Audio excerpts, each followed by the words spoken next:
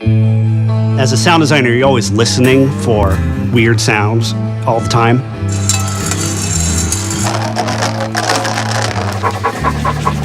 Anytime you're able to just record that interesting sound, you know, there's gonna be a use for it that we can contribute to the Blizzard sound library as well. So the way that we create some of the sounds for StarCraft is you have to respect the source. You have to respect where it came from.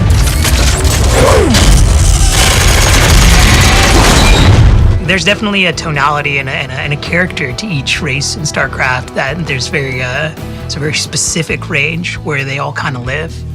So for us, what made it really interesting was respecting the source and then going somewhere fresh with it.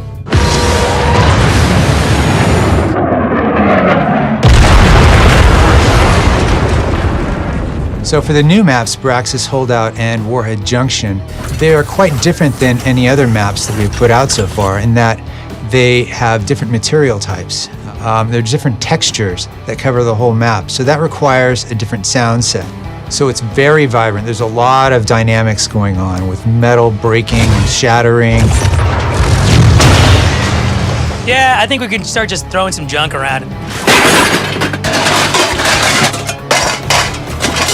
It really invokes a different feeling than the other maps that supports the StarCraft universe we're trying to convey.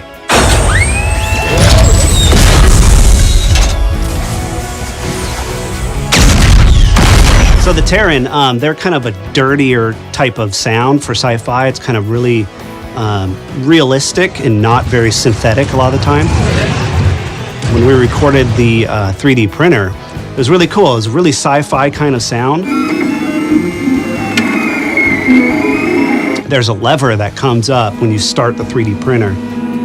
So I took little snippets of that and kind of mixed it in with some of the dirtier real-life sounds, and that worked out pretty well for the Archangel footsteps. Another area of the map that is really interesting are the cages, the holding pins.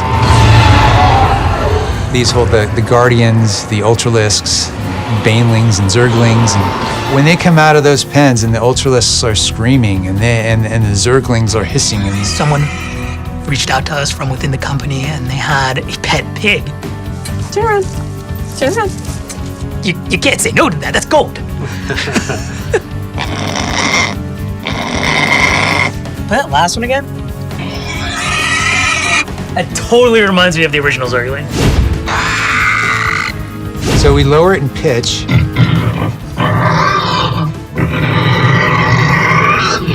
Then the final product, after some extra embellishment, we end up with something like this.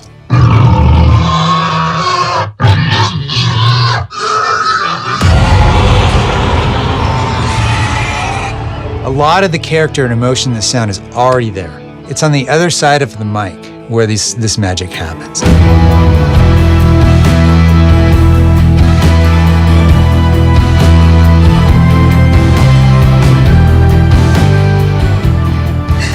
That's just a happy pig.